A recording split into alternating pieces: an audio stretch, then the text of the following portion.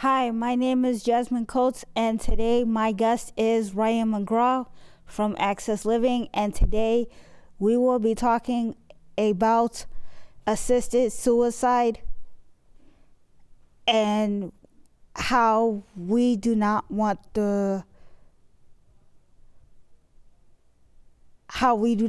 bill to pass. Okay, so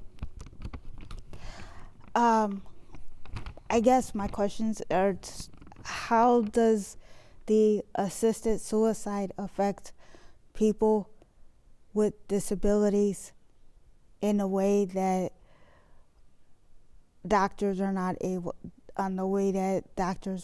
able to help them? First off, hi, my name's Ryan McGraw. I'm the healthcare community organizers at Access Living here in Chicago. Access Living is a service and advocacy organization that helps people with disabilities.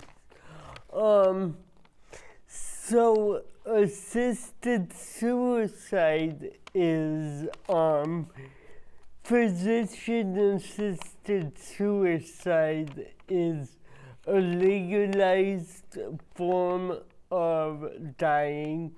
It's also known as medical aid in dying by its proponents. And it would allow doctors to give people who they diagnose as having 6 months or less to live a medication that they would take on their own that would in effect kill them, but they would need to have a terminal diagnosis. It isn't, and you asked me how it would affect people with disabilities. Yes. Well, in the medical setting, people with disabilities are already discriminated against, and they face a number of issues to do with discrimination.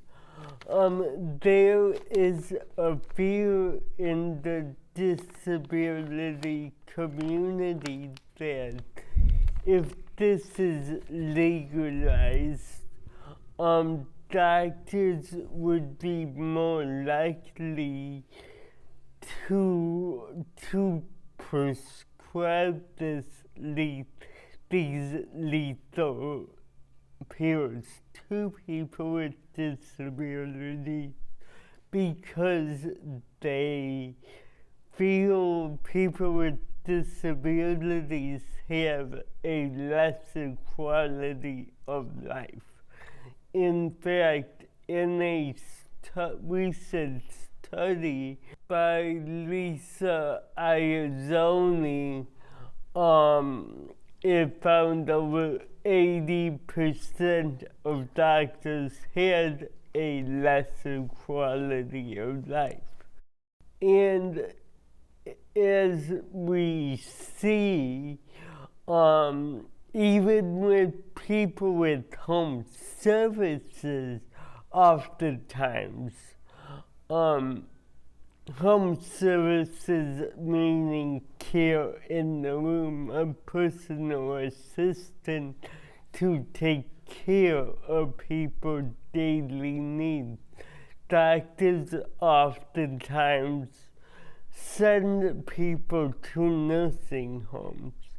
If assisted suicide was an option and they had lesser than 6 months to live, what is to protect them against that? So there is also a fear of coercion by doctors. The doctors it is a fear that doctors may say, wouldn't it be easier if you were out of pain, or you wouldn't want to live like this? And they could give people with disabilities a grim outlook of their future. So coercion is a fear, not only by doctors, but also by friends and family. So those are some of the fears. But wouldn't that hurt people who are if they were prescribed these medications by doctors? Are you talking about the lethal medications? Yeah. Well, yeah, the lethal medications are designed to kill people if they took them, and what happens is a doctor says, diagnose someone as having 6 months or less to live. They would get the prescription for the medication, and they would take it home, and they would be free to take it when they want.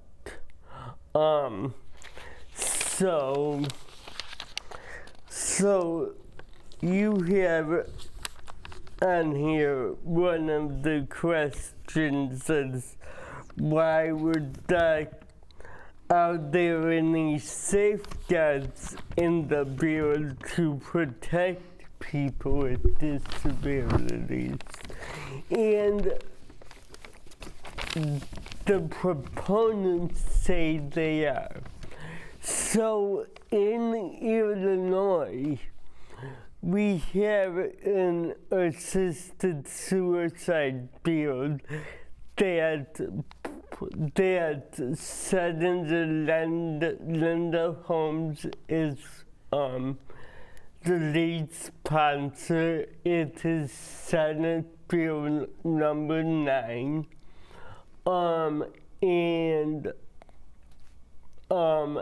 right now it has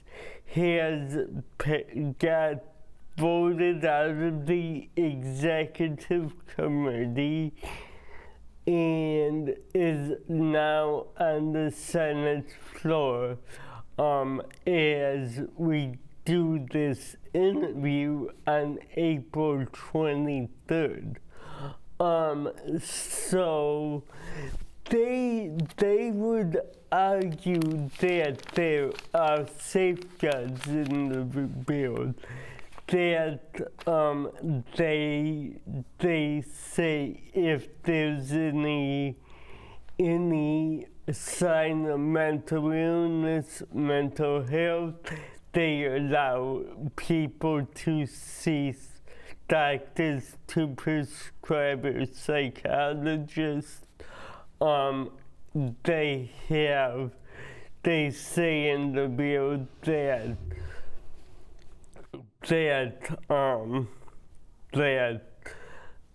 a person must take the medications at home and be alone. But the truth is, there's ways to get around that. If doctors want to prescribe lethal medications to someone and feel that their life is less valuable, they're not going to prescribe a mental health evaluation. They're not, and no one is there in the home to see that they are taking these pills on their own. So it's a real issue, and there's ways to get around these safeguards. And the other thing is expansion of the bill is a fear of many. In 10 different states around the nation, assisted suicide is legal.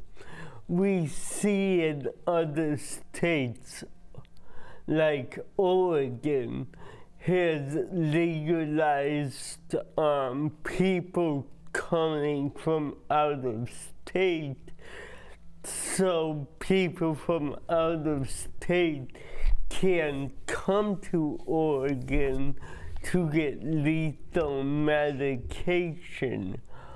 We see in countries like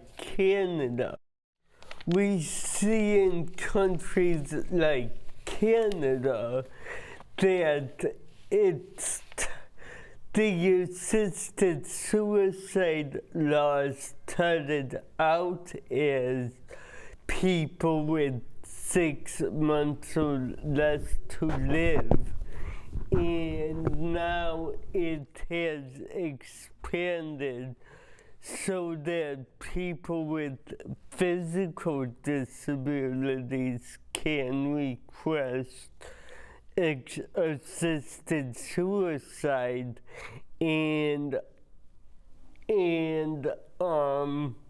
next year, the year after, people with mental health issues can have access to assisted suicide. So that's scary because it's basically said that you can legally get a prescription to kill yourself if you're disabled or have mental health issues. And insurance companies, giving a prescription is much cheaper than giving medical treatment. We have seen in states where assisted suicide is legal. Insurance companies denying life-saving treatment, but agreeing to pay for assisted suicide medication that would cure the person. Okay, this medication that people, I guess, my question is, if this medication is supposed to help people to not kill themselves,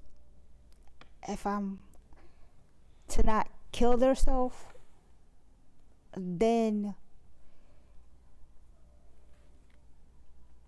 why are we doing this?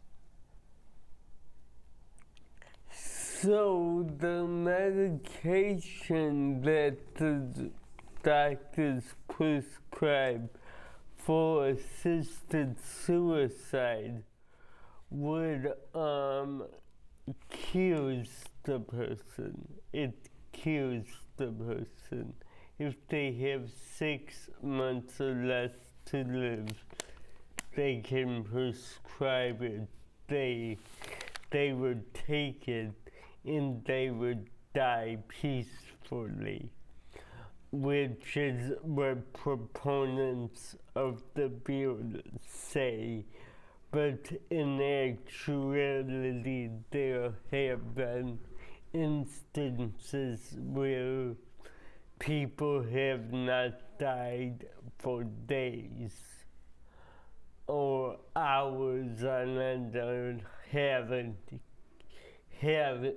hasn't worked as it is supposed to. So people have really suffered through that, and some haven't died, like they have said. Okay, so what are the arguments of the supporters of the bill, and how would that affect people with disabilities? So what the people that want to see this bill pass say is they don't want people to suffer in pain. They don't want the loved ones to be in pain. And we often hear testimonials by people that tell of their loved ones suffering but being unable to do anything about the pain. And they would much rather die than be in pain. And although I have sympathy for that argument, I agree that being in pain is not good, and I do have compassion. However, medical aid legalizing assisted suicide is not the answer for many of the reasons I said. And furthermore, in the Oregon State report on aid and dying, the top 3 end-of-life concerns in 2023 were loss of autonomy in 91.6%, 20%, less being able to engage in making life enjoyable at 88.3%, and loss of dignity at 63.3%. These are existential concerns. They have nothing to do with pain. We see that in Oregon, that pain, since it was assisted suicide was legalized in 1998, the inadequate pain control was only a reason for requesting assisted suicide in 28.8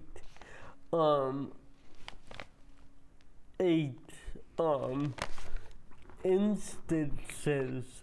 This ranks 6 on a 7-item scale on of patient end-of-life concerns.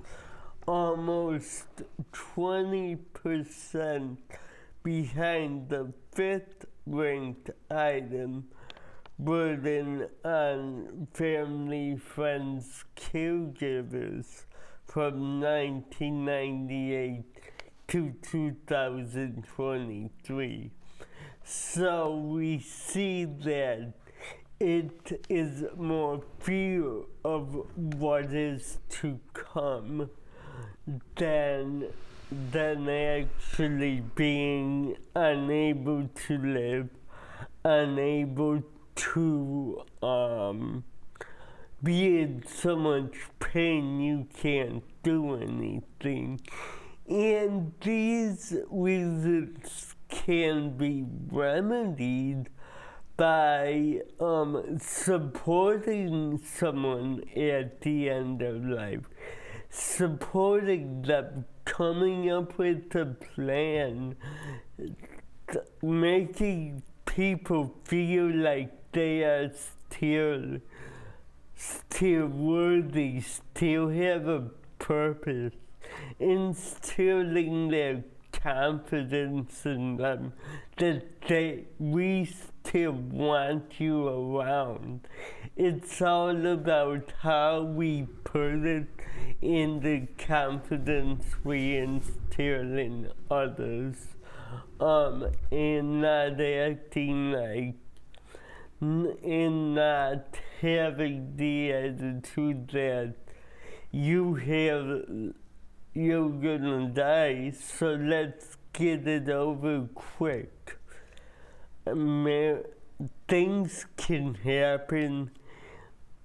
People that 6 months or less diagnosis are not always correct. People who have been offered assisted suicide, there have been accounts of people living for many years beyond that 6 months diagnosis.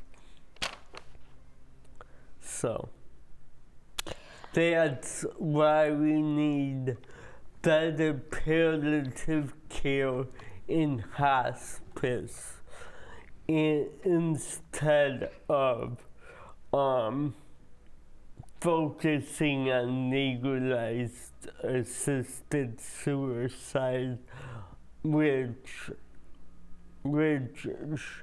palliative care in hospice should be paid by insurance, by Medicaid. But do you think that we need to sign this bill?